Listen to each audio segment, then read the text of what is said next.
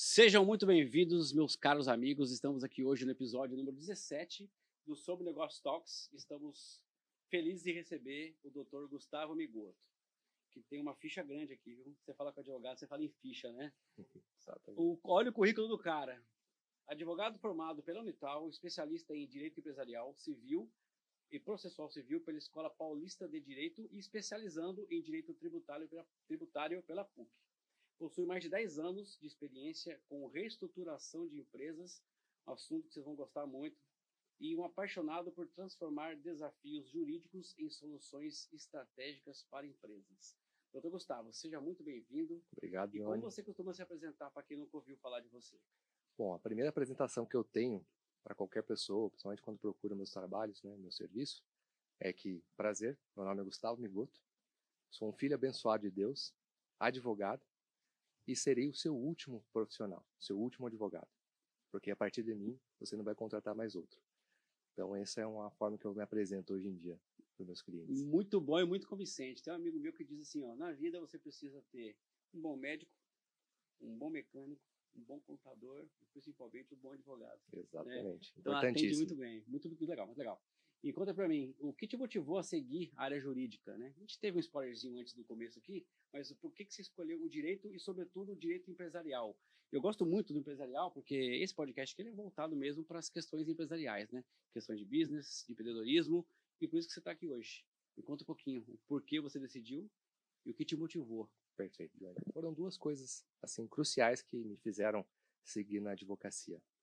Primeiro, o propósito, a vocação que Deus me deu de servir as pessoas através da advocacia, e um pouquinho da aptidão, que desde criança eu já tinha familiaridade em escrever contratos, em fazer venda de bens, tudo mais, eu já fazia isso, sem saber o que era. Sim. Então foram duas coisas que me aliaram muito para escolher essa profissão que eu tenho hoje. O direito empresarial ele veio com algumas dificuldades que eu tive no decorrer da vida, principalmente com empresas familiares, Sim. onde eu vi negócios quebrando, falindo, em razão de má gestão, de dívidas bancárias, dívidas tributárias, e a partir daí, na dor, que eu percebi que os empresários do Brasil precisam de uma assessoria adequada para não passar por isso, não passar pela falência, não perder a dignidade, entre outras coisas. Então, o direito empresarial surgiu exatamente de uma dor, né? E hoje eu tento e busco servir as pessoas, servir os empresários para aliviarem ele nesse processo de recuperação e reestruturação. Cara, muito legal, cara. E assim, você falando disso, eu tenho lembranças da minha própria experiência, né? Porque a gente começa a empreender cedo, você pensa que empreender é você abrir um negócio, pagar aluguel, pagar o funcionário e comer, né, cara? A gente empreende na raça, né? Depois que a gente vai aprendendo um pouco mais, a gente vê a necessidade de você recorrer a profissionais que te orientam da maneira correta, né? Hoje eu tenho muitas relações profissionais com advogados, muitos. Porque eu trabalho no ramo imobiliário, né? Então a gente acaba tendo que conhecer vários advogados e vários profissionais de vários segmentos, né? E eu percebo a importância do papel do advogado nas minhas transações e nos problemas que meus clientes apresentam, às vezes, que nem é na questão imobiliária, mas na questão jurídica, né? Tem litígio de família, tem várias questões, né, cara? E eu sei que quando o profissional é bom, ele resolve a parada, né, cara? Resolve a parada. Então, é um dos motivos também que eu gosto muito do direito. E quais foram os maiores desafios desde que você começou a sentir esse chamado aí para ser advogado e ser advogado empresarial? Desafio Bom, tem sempre, né? Desafios sempre existem. Eu falo que é na dor que a gente cresce. Sim. E os maiores desafios que eu encontrei para exercer a advocacia, primeiro, a gente faz a faculdade, tem toda uma preparação, mas a faculdade nos ensina só a parte técnica. Então nós saímos lá, teoricamente, sabendo um pouco da teoria, mas o direito ele engloba diversos outros pontos, principalmente na prática, é totalmente diferente. E nesse caso, quando a gente sai da faculdade, nós podemos até ter OAB, ter passado na prova, etc. E agora, como você vai captar clientes? Então essa é a principal dificuldade que eu e muitos advogados têm hoje em dia. Como nós vamos captar novos clientes? O cliente vai confiar em mim que sou novo de profissão, sou novo de idade? Como eu vou vender esse serviço? Como eu vou prestar esse serviço? Como eu vou adquirir a confiança dele?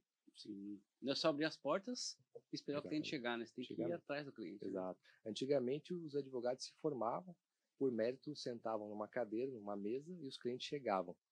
Mas eram poucos profissionais e talvez bastante demanda. Hoje em dia a gente está no inverso. Muitos profissionais, Sim. apesar da demanda ter aumentado, as pessoas têm buscado especializar cada vez mais em cada área.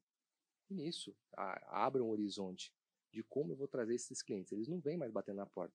Eles contratam advogados através da internet, redes sociais, TikTok, Instagram. Sim, assessor jurídico do ChatGPT. Exatamente. Muitas vezes eles preferem usar o ChatGPT para fazer um contrato e esquece do profissional. Sim. Então, essa é a maior dificuldade que nós temos hoje, de trazer clientes, de colocar clientes no escritório para prestar um bom serviço. Captação de clientes. Exato. Essa é uma máxima nos negócios, né? Todo mundo, bom, alguns negócios talvez não, mas a maioria tem dificuldades em trazer os clientes qualificados, né? Exato. Os melhores clientes, né? E a sua formação, como que isso contribuiu para você segmentar o trabalho que você faz?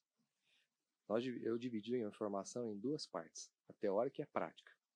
Então, a teórica ela começou na faculdade, depois foi nas especializações.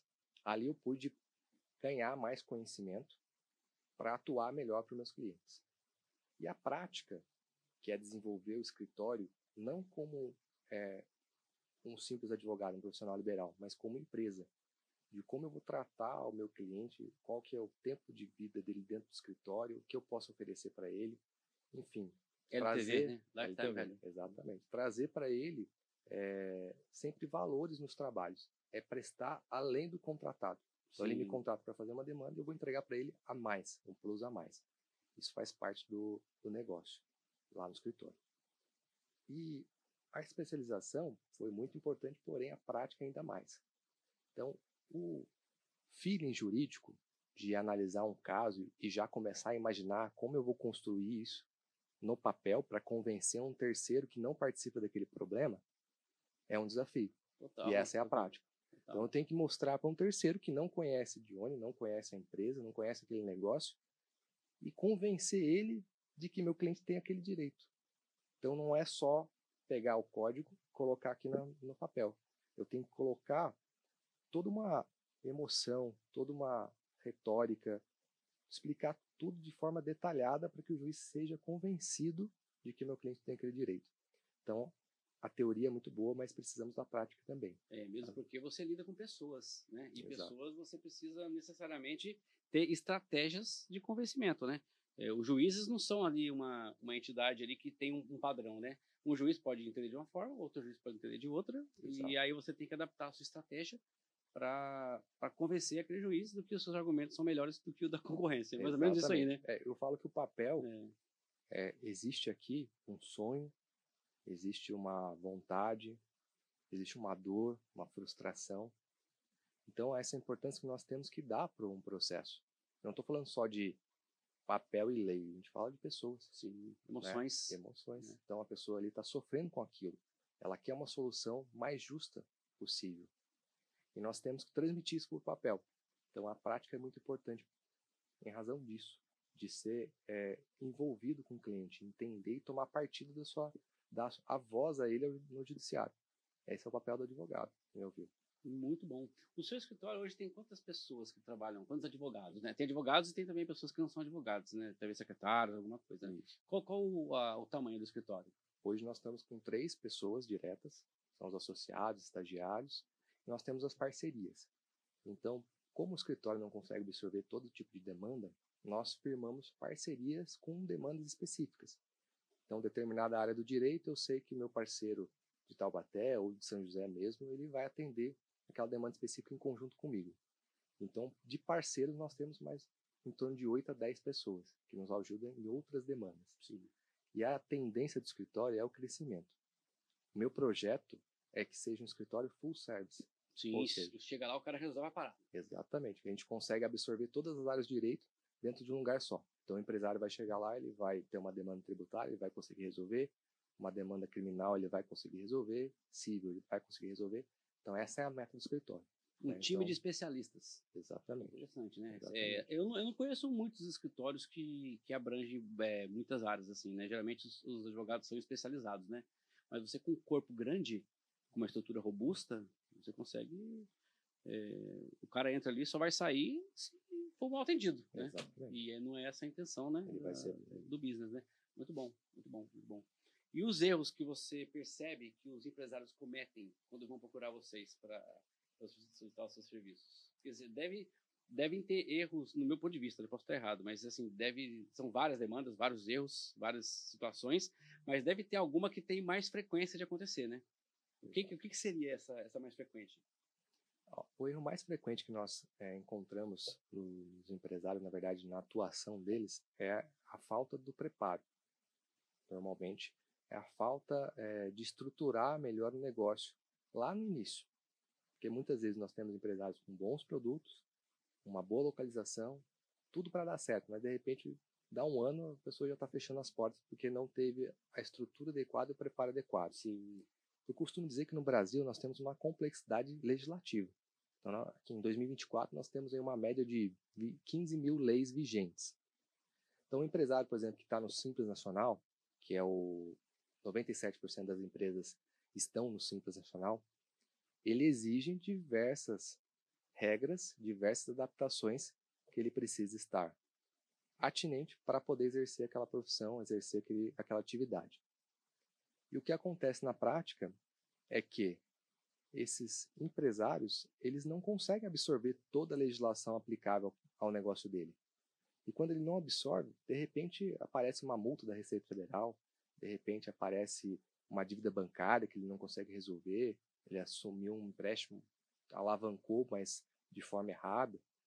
Então essa é a maior necessidade que os empresários buscam a gente para resolver, de resolver esse passivo que acaba sendo criado ao longo do início da jornada empresarial. E vocês atendem empresas de todos os tamanhos, desde um cara que tenha talvez um MEI até uma empresa multinacional, alguma coisa que tem que dar uma ligadinha. Do seu ponto de vista, você acha que os erros das empresas pequenas são muito diferentes das empresas grandes, desconsiderando as proporções?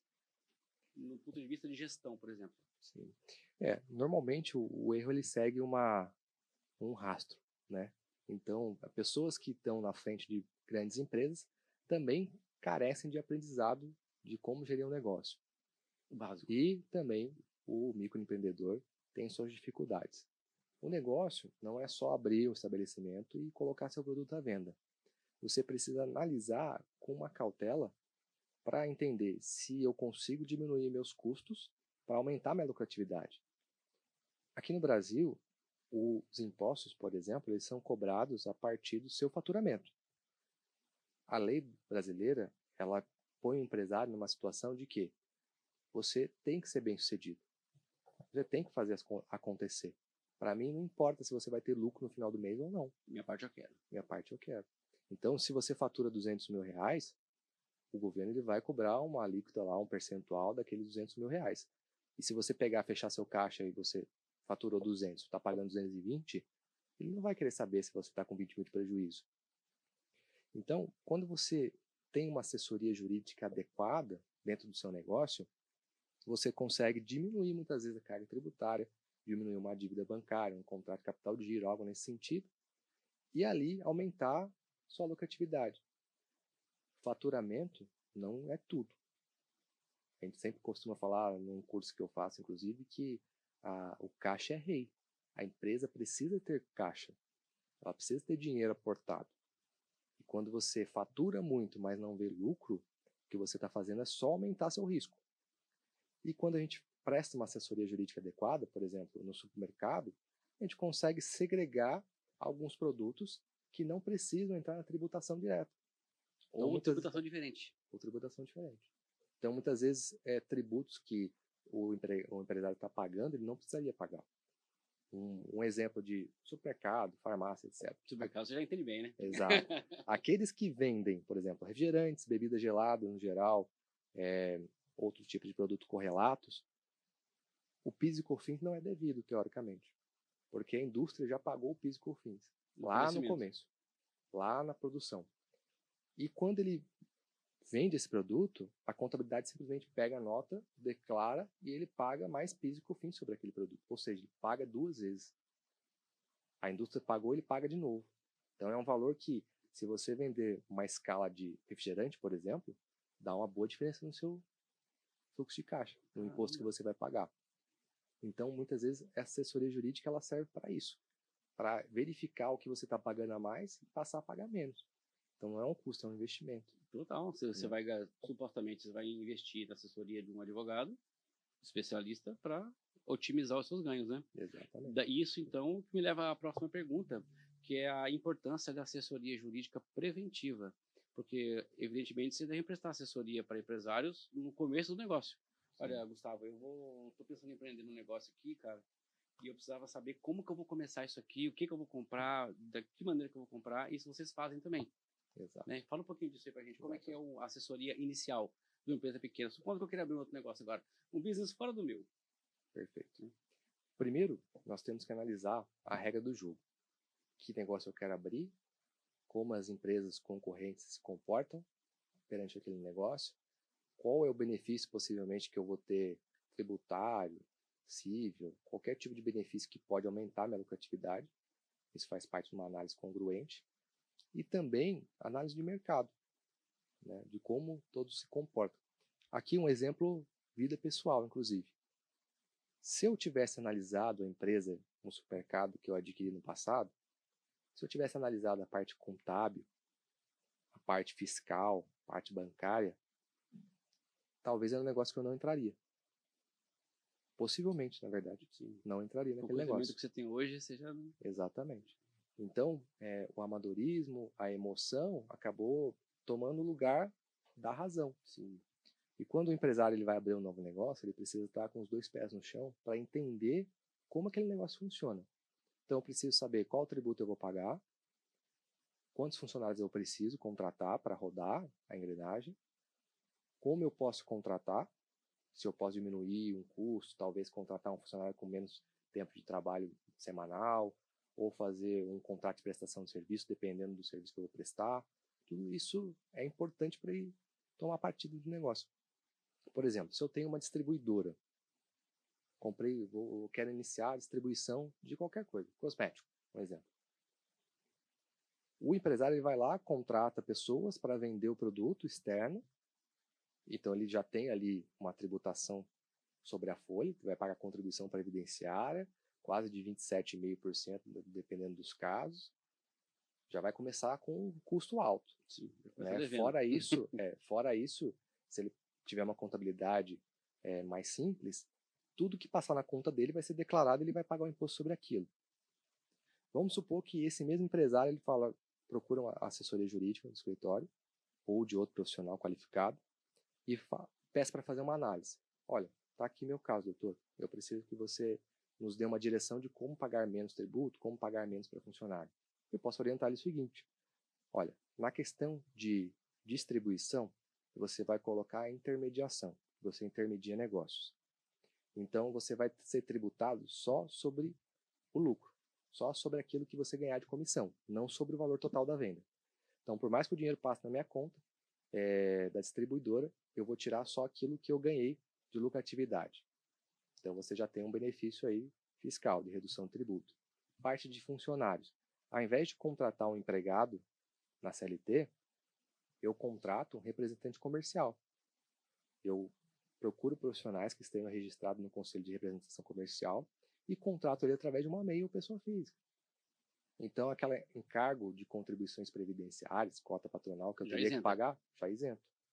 Aí o prestador de serviço, que é o representante comercial, vai assumir o risco próprio. Então, só aqui ele quando consegue ter uma economia de pelo menos 40%. Cara, mês. 40%? 40% muito dinheiro, no mês. Então, isso é importante. Por isso é importante ter uma assessoria jurídica adequada. Muito dinheiro, muito dinheiro, muito dinheiro. E assim, você pode citar, sem citar nomes, evidentemente, de algum cliente seu que teve uma redução significativa de prejuízo por conta de uma assessoria específica sua? Sim. Mas com um case.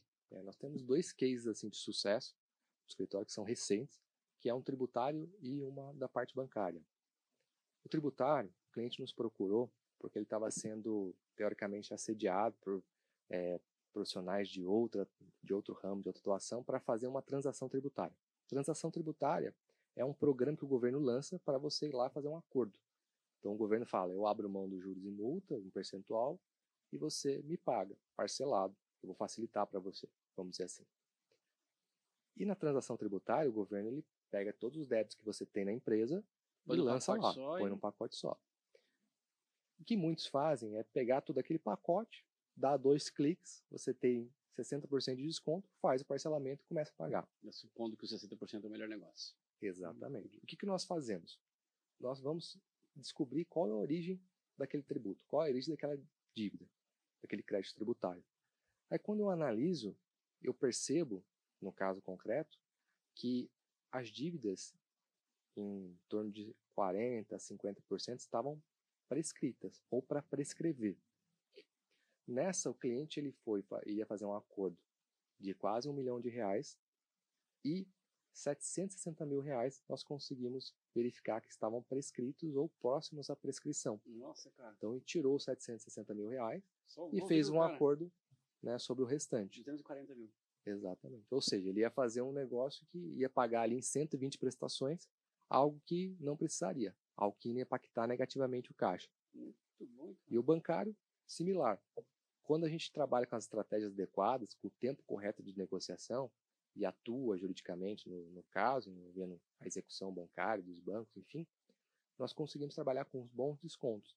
Né? No caso, era um supermercado, devendo ali para um banco famoso, R$ 1 milhão e 300 mil. Depois a gente conseguia ali um prazo de 10 a 12 meses de negociação, de tratativa, de recursos, de discussão sobre o mérito da situação, a gente conseguiu reduzir essa dívida de 1 milhão e 300 mil para 80 mil à vista. Que isso, cara. Ou seja, o dinheiro para dentro do caixa. Exatamente. O cliente ficou bem contente. Dinheiro para dentro do caixa. E ele teve ali uma prestação de serviço adequada. Logicamente, o banco não estava abrindo mão de receber um valor abaixo do que ele teoricamente estava cobrando. Sim. Mas quando a gente usa a estratégia adequada, quando tem uma assessoria adequada, você consegue trabalhar em prol do cliente e conseguir bons descontos, bons acordos. Total. E como que é a sinergia de vocês, advogados tributaristas especializados, com os contadores? Porque a pergunta, geralmente os contadores, pelo menos os que eu trabalhei até hoje e alguns que eu percebi, a maioria deles é assim, manda boleto para você pagar e não tem um planejamento, né? Só você precisa pagar isso agora, isso você não paga, isso aqui não se aplica, isso aqui se fizer assim você não precisa pagar. Tem uma conversa entre vocês ou cada um trabalha independente? Ou você tem também um contador dentro do escritório? Como é que funciona? Perfeito. Nós temos os contadores, na verdade, os profissionais que são vinculados ao escritório, os parceiros que nos ajudam a dirimir uma controvérsia, algo nesse sentido. Mais específico mais inerente à do ramo de atividade, faz, né? Exatamente. E nós temos os contadores que já prestam serviço para os clientes. Nós tentamos sempre manter um bom relacionamento com eles. E tentamos sempre explicar que o direito e a contabilidade, elas andam sempre juntas e também separadas ao mesmo tempo. Então, tem assuntos mais técnicos da parte contábil, onde a gente tem que respeitar também a área de atuação. Sim. E tem a parte jurídica, que é a de análise de transação tributária, parcelamento, de segregação de receitas, o que a gente pode retirar, o que não vai impactar para a empresa, que, aliado com a contabilidade, a gente consegue reduzir o custo do cliente. Então, normalmente, os clientes que nós temos no escritório hoje, a gente tem uma boa comunicação com a contabilidade. Mas já tivemos no passado a dificuldade na tratativa, porque muitas vezes um queria sobressair sobre o outro, do outro. Tipo a briga de ego, né? Exatamente. Então ele não aceitava, queria fazer do seu modo, aí faziam uma atrapalhada só no cliente lá, parcelamentos excessivos, tudo mais, dívida prescrita ia lá, parcelava, renovava a prescrição, enfim, corria muitos problemas. Então a gente sempre lida francamente com o cliente. Olha, sua contabilidade está efetivamente dando problema assim, vamos ter que corrigir, ou vice-versa. Né? Então é sempre alinhado, sempre uma sinergia positiva. Mesmo porque também existem procedimentos dentro do rito comum que o contador não detém conhecimento. Exatamente. Não é que ele não está nem fazendo errado. Não existe hierarquia entre nós, mas existe áreas diferentes que precisam ser tratadas em conjuntos ou em separados. Sim. Então muitas vezes, hoje nossos clientes, pelo bom relacionamento, até os contadores deles, sempre entram em contato com o escritório para fazer qualquer tipo de demanda diferente da contabilidade. Então isso é muito importante porque a gente evita prejuízos, né? E um ajuda o outro. E um ajudando o outro, nós servimos bem o cliente. Né? Essa é a intenção, né? Servir bem o cliente, né? Exatamente. E você trabalha como advogado assim, já há quantos anos? Desde a formação, OAB, já começou trabalhando, né? Exatamente. Quanto tempo você está no segmento? São 8 anos de carreira. 8 anos de carreira. antes da advocacia, eu já tive diversas profissões, né? Já fui Fala um pouco disso. Já fui corretor de imóveis, corretor de temos um colega, seguros, então, corretor legal. de seguros, já capinei quintal, já vigiei carro, trabalhei em supermercado, trabalhei com entrega de água, fiz diversas coisas na vida. Já tem quantos né? anos? Tenho 32 hoje. 32, cara. 32. Já é uma vasta experiência, né? Exatamente. Comecei a trabalhar com 8 anos de idade. 8 anos. Não era um trabalho, né? Minha mãe fazia sapatinho de lã e eu saía para vender de porta em porta. Eu lembro até. Já era um vendedor, cara. Exatamente. Eu lembro até hoje que eu saí com uma Kawai Ceci rosa, com sapatinho de lã na frente, batia de porta em porta vendendo sapatinho de lã a R$8. Minha mãe pagava R$1 por sapatinho vendido. Ó, a numerologia. Interrompeu o seu minutinho. 8 anos que começou a trabalhar, R$8 no sapatinho, 8 anos de trabalho. Exatamente. Então vendia R$8, daí ganhava R$1. R$1 por sapatinho de lã vendido.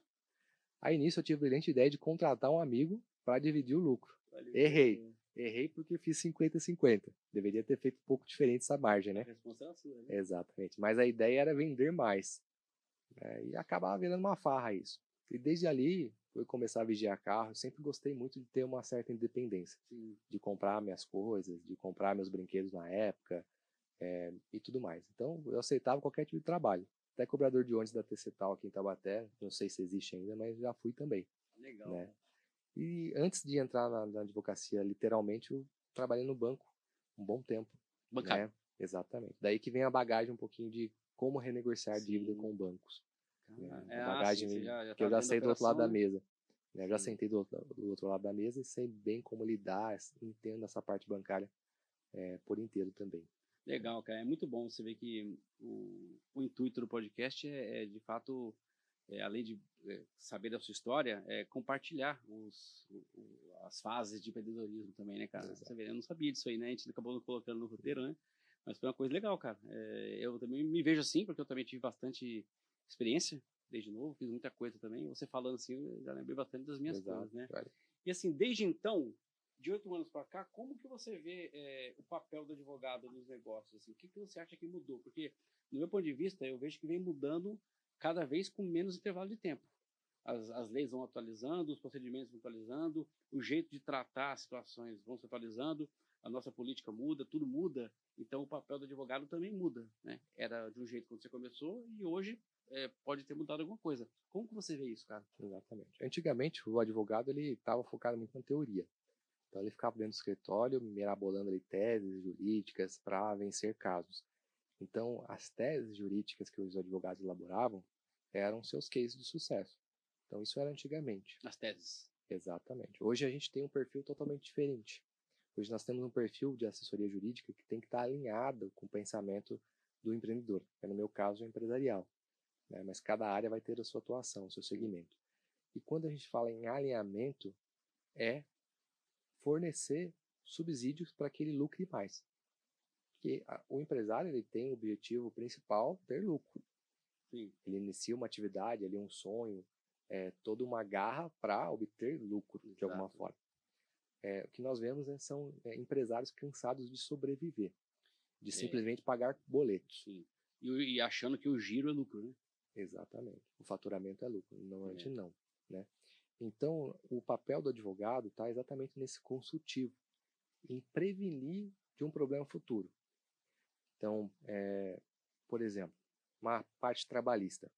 Se você tem um funcionário que não produz bem e não produzindo bem, ele também prejudica o bom convívio entre outros empregados, entre outros funcionários, como você pode demitir de forma segura, para não virar um passivo trabalhista, vamos dizer assim.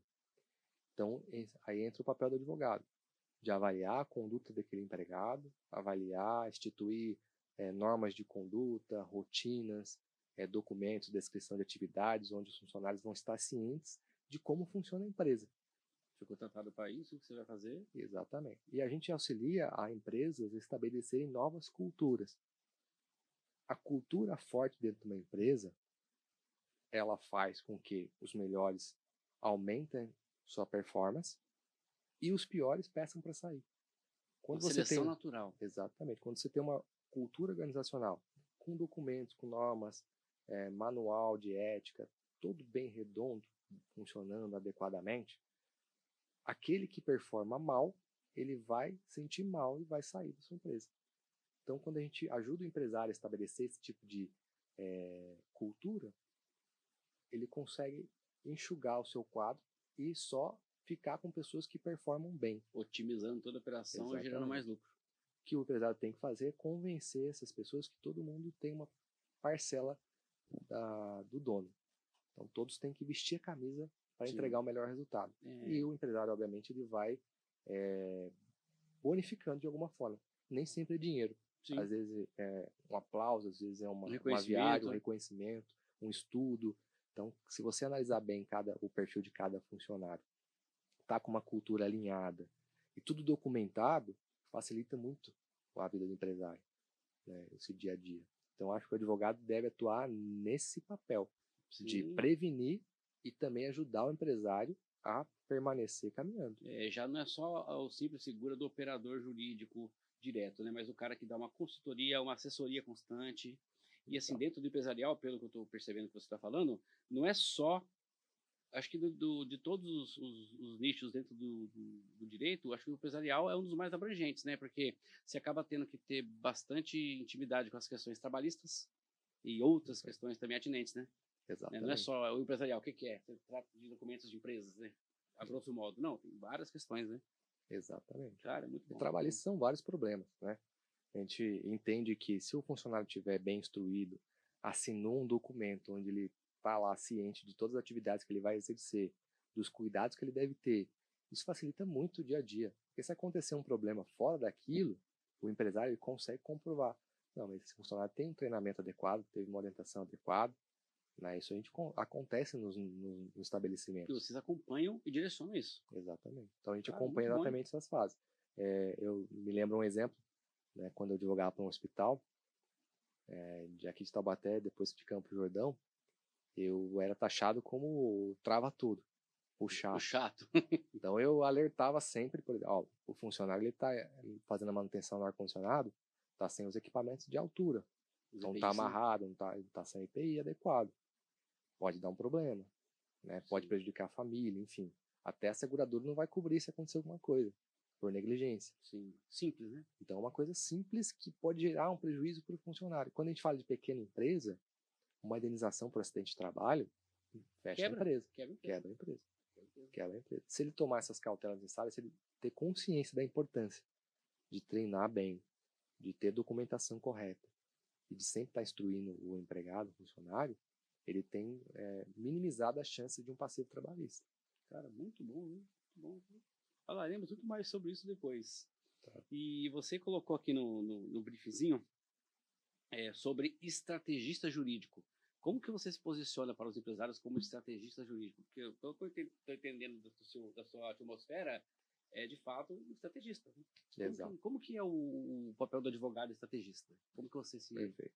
Quando o cliente ele nos procura, quando a gente vai, quando nós vamos fornecer algum tipo de produto para o mercado, prestar um tipo de serviço, eu tenho que ter delineado, primeiro, qual é o negócio do meu cliente, onde ele quer chegar, qual é o planejamento estratégico dele para os próximos anos, qual a equipe que ele precisa e qual é o produto que ele vende ou o serviço que ele presta. Quando eu alinho toda essa esfera, eu passo a estudar tópico por tópico.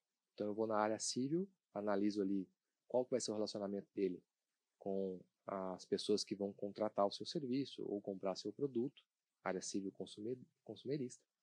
Na parte trabalhista, eu vou avaliar como ele deve fazer a contratação dos empregados, quais são os tributos aplicáveis na área tributária, e assim nós vamos alinhando estratégias mais adequadas para o seu tipo de negócio. Então eu vou dando um norte para ele na parte jurídica de o que vai levá-lo a reduzir os custos e aumentar o lucro.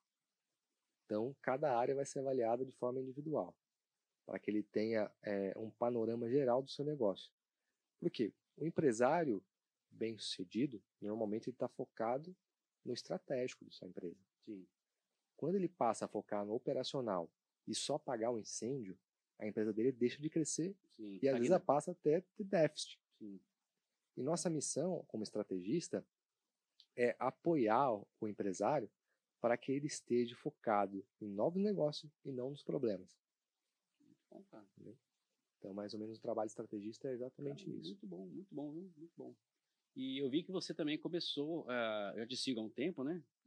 A criar conteúdo para as redes sociais, né? Eu vejo que você fala bastante sobre exatamente o que você faz, né? De onde surgiu a ideia de criar conteúdo, né? É evidente que a gente sabe que hoje quem não está na internet não tem lugar nenhum, né? Mas assim, eu conheço muitos advogados, mas ainda não são tantos como eu achava que deveria ser. Como que você teve essa ideia de começar a fortalecer a sua posição na rede social? Bom, a primeira frase que eu ouvi numa mentoria que eu fiz sobre isso, e ainda faço, né, ainda tenho esses investimentos com mentoria, com processo de coaching, tudo para trazer um pouquinho do empresarial para dentro do escritório. Deixar de ser profissional liberal para ser um empreendedor de fato. Sim. Então, sendo empreendedor, quem não é visto não é contratado. E foi aí que eu passei a criar conteúdos. O advogado é muito desconfortável. Não é fácil, não foi fácil começar. É muito desconfortável você saber e entender qual o tipo de conteúdo que você vai criar. Sim. Até porque tem normas éticas, que você não pode vender nenhum tipo de serviço. Sim. Ou seja, você tem que trazer um conteúdo informativo. Sim. De informar aquele possível cliente, aquela possível pessoa que está assistindo. E ali, por ter que ser mais conhecido para ser contratado, foi que eu iniciei essa parte do marketing digital que a gente fala hoje. Sim, né? sim. Estudando formas, estudando modos de como convencer o cliente ou gerar essa empatia, essa confiança. E a confiança a gente gera falando de dor. Sim. Qual é a dor que você tem? Qual é a dor que eu resolvo? Sim. Né? Qual é a dor que eu posso servir você? Quando eu falo sobre a dor, eu conecto com as pessoas. Sim. Né? Então a gente começa a aumentar a escalabilidade do negócio. Foi por isso que eu comecei na produção de conteúdo. E que volta na primeira pergunta que eu te fiz atrás, né? Que você falou que uma das dificuldades, né? Captar novos clientes. Isso foi uma maneira de as pessoas verem, né? Entender o seu trabalho e buscarem a sua assessoria, né? Exato. Muito bom. E qual conteúdo que engaja mais, assim, quando você posta, quando você faz? O que você percebe que engaja mais? Porque eu também produzo conteúdo. E assim, eu estou no trabalho inicial, né? Faço algumas coisas, mas eu ainda estou aprendendo algumas coisas, né? Embora participe de bastante mentoria e masterminds aí, mas ainda estou construindo meu posicionamento. Eu vejo que alguns engajam mais, outros engajam menos. Para você, o que você considera que engaja mais? Não sei se o seu time te dá essa métrica, mas para você, assim, o que você acha que engaja mais? Bom, eu tenho buscado controlar, né, esse fluxo, realmente de alguns patrocinados, de postagens, para entender como os binários das mídias sociais trabalham.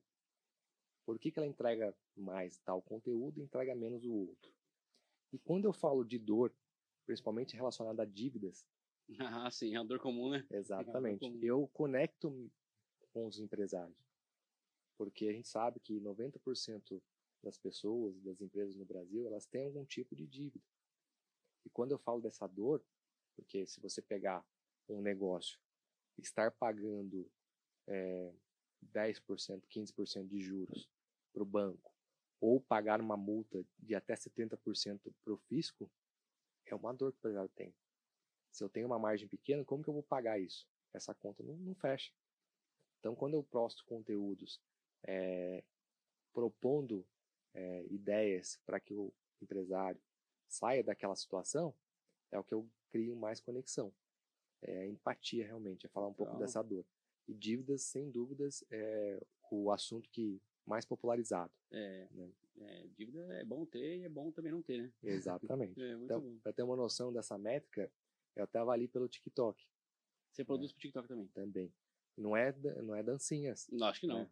Mas isso é um estigma que o TikTok tem. Que tem. E eu pensava assim também, Exatamente. Cara. Lá você consegue captar clientes interessantes. Pessoas que estão precisando de serviço. Então, tem vídeos, por exemplo, que tem 60 mil de visualizações, tem vídeo que tem 1000. Aí eu fico estudando para saber por que esse tem 60 e esse tem 1000. Sim. Né? E quanto mais eu falo da dor, mais eu falo de como é possível resolver aquele problema, mais a pessoa fica presa no vídeo. Quanto mais tempo ela fica assistindo, mais a plataforma espalha o conteúdo. Sim. Né? E lá as pessoas vêm com dores que contam a vida delas todas no comentário. Ou chamam no direct, vêm conversar, olha, tô com esse problema, quero ajuda, tudo mais. Então, A gente passa o cliente para o atendimento e ali nós vamos entender um pouquinho mais da sua dor, né? Hoje o escritório tem clientes em alguns estados do Brasil. Então nós temos em Santa Catarina, nós temos no Paraná, na Bahia, no Nordeste, na parte do Rio Grande do Norte. Então, clientes que vêm do TikTok ou vêm do patrocinado com a dor específica que nós estamos falando no vídeo. Cara, legal. É. Isso era o assunto da próxima pergunta, né? Que tipo de retorno você já teve com os conteúdos? Então, você já conseguiu fechar contratos, fechar negócios através da produção de conteúdo. Exatamente. Então tá no caminho certo. Exato. Hoje, eu fazendo uma métrica, 50 a 58% dos clientes do escritório, os novos, advêm de internet. Quanto por cento? 58% em média. Advém de internet. Invista então, mais em marketing digital. Exatamente. Vem de TikTok, que é orgânico, não tem patrocinado, ou vem de Instagram. E o TikTok entrega bastante, né, cara? Entrega bastante. Entrega bastante. Entrega bastante. Cara, muito bom. E assim, algum formato que você já fez que deu ruim? Putz, isso aqui não funcionou, falhou. Tem vários patrocinados, inclusive, que artes ruins, o vídeo ruim, algo que não conectava com as pessoas e gastos assim, exorbitantes. Porque muitas vezes você tem que pagar para estar lá. Sim, então sim. Gasta, por exemplo, eu tive investimento de 15 mil reais que não retornou nada, né, por causa de uma postagem ruim, de um vídeo ruim. Então você investe errado, né? Faz parte do negócio. Sim. Faz parte do negócio. Mas quando você tem uma equipe de marketing mais atenta, você minimiza isso. Mas também não está, vamos dizer assim, livre, né, desse tipo de prejuízo no investimento. Sim. E você tem um time de marketing hoje? Eu tenho uma assessoria, tenho profissionais terceiros que prestam serviço sobre isso. Então eles definem um pouco do roteiro, eles trazem um pouquinho do que está sendo mais procurado. Sim. Eles acompanham as métricas do Google Ads, Meta Ads, enfim, essas plataformas. É uma agência. Muito bom, cara. Muito bom. Exatamente. E hoje, o que você entende que são os maiores desafios do setor jurídico dentro do seu segmento? Então, o primeiro desafio é a questão de captação de clientes. Você converter, muitas vezes, um lead, uma pessoa interessada, em um cliente. Sim. Para convencer. É um processo, né, cara? Exatamente. Para convencer essa pessoa de que ela precisa do seu serviço. A gente tem que ter uma mentalidade de que o cliente precisa de você. E muitas vezes tem dificuldade de precificação, tem dificuldade de alguns pontos específicos. Somente a gente que não tem informação na faculdade em nada de marketing de como prospectar clientes. Você acha que deveria ter, cara, assim, na faculdade de Direito? Bom, é evidente que sim, né? Mas você acha que facilitaria o profissional para todas as esferas dos negócios ter marketing digital, empreendedorismo, ter esses assuntos relacionados? Você acha que faz falta? Faz muita falta. Principalmente sobre gestão empresarial, empreendedorismo.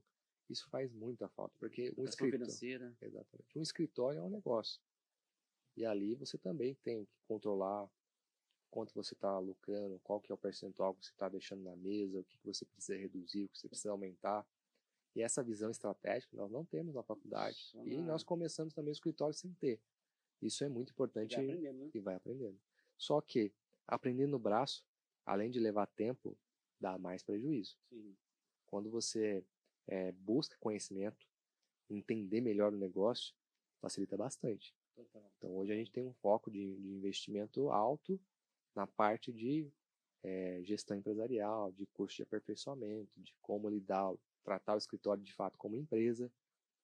Aí nós temos aí uma evolução de pensamento. Sim. E é uma luta diária, porque você luta contra um estigma.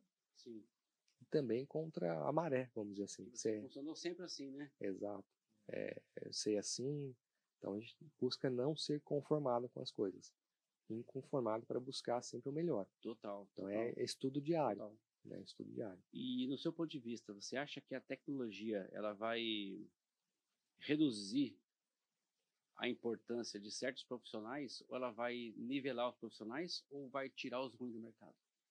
A tecnologia é um assunto bem polêmico, vamos dizer assim, principalmente quando a gente fala de inteligência artificial. Sim.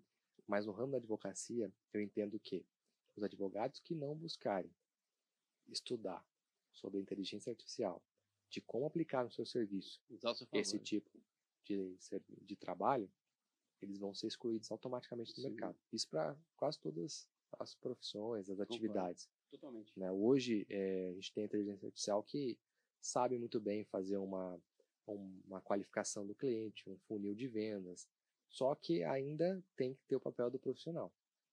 Eu entendo que a tecnologia não vai excluir o profissional como um todo.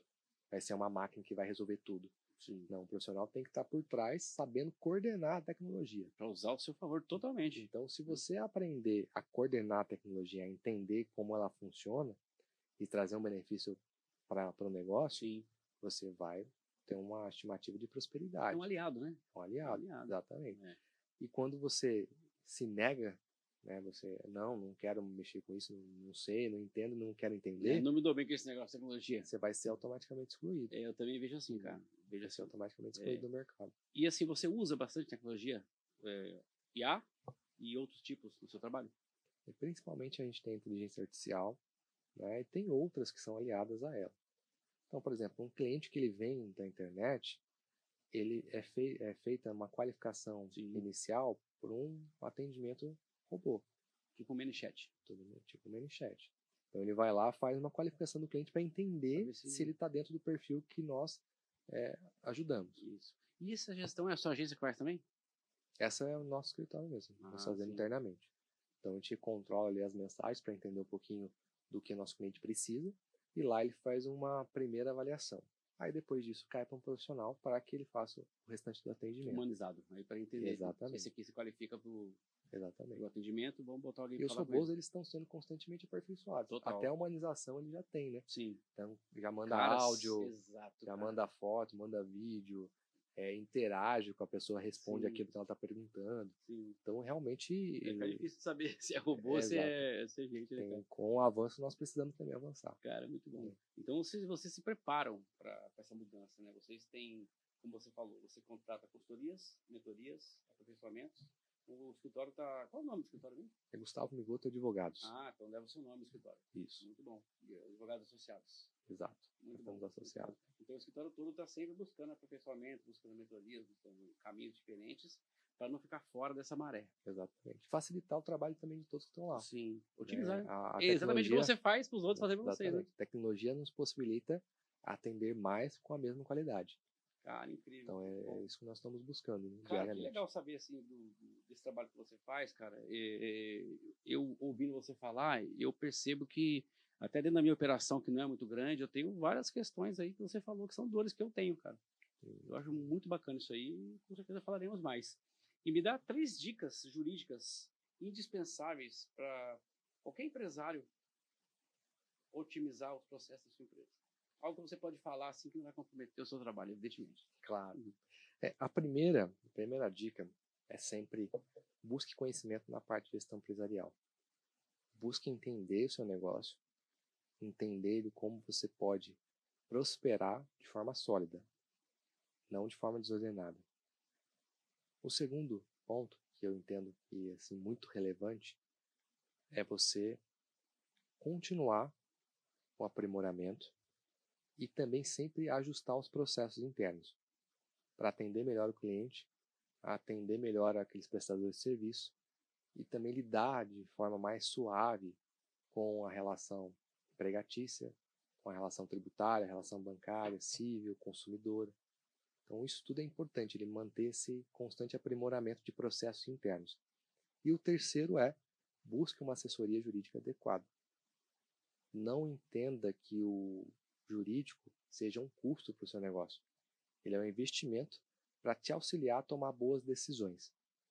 Todas as pessoas ao longo da história, inclusive reis, que tiveram seus reinados aí espetaculares, né, de forma assim, ímpar, eles tinham conselheiros, pessoas que orientavam em diversas áreas. Grandes empresas também têm seu conselho administrativo, têm seu conselho jurídico, todos que atuam ali para dar mais facilidade, dar mais possibilidade do empresário tomar decisões. Então, quando ele toma uma decisão consciente, sabendo dos riscos e benefícios que podem ter a decisão, ele cresce mais naquele negócio. Então, é preciso sim buscar uma assessoria jurídica adequada. É um investimento para otimizar reduzir seus custos e aumentar seu lucro. Perfeito. E como o empresário sabe que ele precisa de você? Bom, se ele enfrenta problemas diários, ele já precisa de um advogado. Se ele tem problemas na empresa com relação a funcionários, com relação com o fisco, com a Receita Federal, com a Procuradoria Geral da Fazenda, se ele tem problemas com bancos, ele precisa de uma assessoria jurídica. Então, acredito que 90% dos empresários têm essas dores, né? Se não for 100%. Sim, Né? Então, se ele tem dificuldade, entende que o seu negócio está travado, que as coisas não estão fluindo, que ele precisa, de alguma forma, reestruturar a sua empresa e agir com mais estratégia, é o momento adequado dele buscar uma assessoria jurídica. Muito bom, hein? Então, você empresário que está vendo isso aqui, com certeza, você pode ser um grande, pode ser um pequeno. Se você tem alguma dessas dores que o Dr. Gustavo falou aqui, pode procurar ele aí, que vai ser pelo Instagram. Gustavo Migoto ADV. Gustavo Migoto ADV. Isso, e o do escritório é Gustavo Migoto _ advogados. Muito bom. Aí temos outras plataformas digitais também, Gustavo Migoto, TikTok, LinkedIn, Isso. Google. Vocês estão geral. Estamos em todas as plataformas. Como você falou, quem não é visto não é contratado. Não é lembrado, exatamente. Como a gente lida com empresários de outros estados, é sempre importante manter esses cadastros em dias para que eles tenham a segurança de que estão contratando de fato no escritório. Sim, pelo menos o cara vê na internet um profissional e não tá esse cara, não tem perfil em lugar nenhum. Exatamente. Né? E aí não tem como ser low profile hoje em dia. Exatamente, cara. Exatamente. E nós estamos caminhando para o fim, né? Foi um papo muito bom. Eu queria que você mandasse uma mensagem final para quem está empreendendo e quem quer se proteger juridicamente da forma correta. Um resumo do que você falou aqui. Uma mensagem para fixar na cabeça do pessoal. Bom, olha que tá, não? Qual você quiser, outra qual você quiser. Pode ser. Bom, o primeiro ponto que você precisa ter em mente é de que a assessoria jurídica ela é um investimento para o seu negócio. Quando você está bem assessorado, com uma equipe de advogados que entendem o seu dor, entendem o seu sofrimento e sabe como funciona o seu negócio, você tem a possibilidade de prosperar ainda mais. Então isso evita diversos problemas com empregados, com o fisco e também com os bancos. Então busque uma assessoria jurídica especializada para otimizar os seus custos, reduzi-los e também aumentar seus lucros. Cara, muito bom, muito bom. Gustavo, foi um prazer falar com você. Prazer todo meu. Eu espero que vocês aí que estão ouvindo, que acompanham o nosso podcast, tenham ficado claro, tenha sido claro para vocês o papel do advogado empresarial, o papel do advogado que está ao lado do empresário, ao lado do empreendedor. Não é o advogado que está querendo só te tomar dinheiro. Os caras aqui entendem do assunto, entendem da sua empresa e vão fazer a sua empresa prosperar, otimizar seus ganhos e fazer você um empresário feliz. Perfeito. Gustavo, muito obrigado por ter vindo. Eu que agradeço a oportunidade. Esse foi o episódio número 17 do Sobre Negócio Talks. Eu queria agradecer também nossos patrocinadores, HR Treinamento, Saúde e Boa Forma e Fitness em Santo Antônio do Pinhal, EMI Telecom, internet de alta velocidade e conexão 10x e Take 7 Produtora, nossos parceiros. Pessoal, obrigado. Obrigado, Gustavo. Foi um prazer mesmo. Espero que você tenha gostado do papo. Maravilha, né? Perfeito. E seguimos aí para os próximos episódios. Valeu, galera.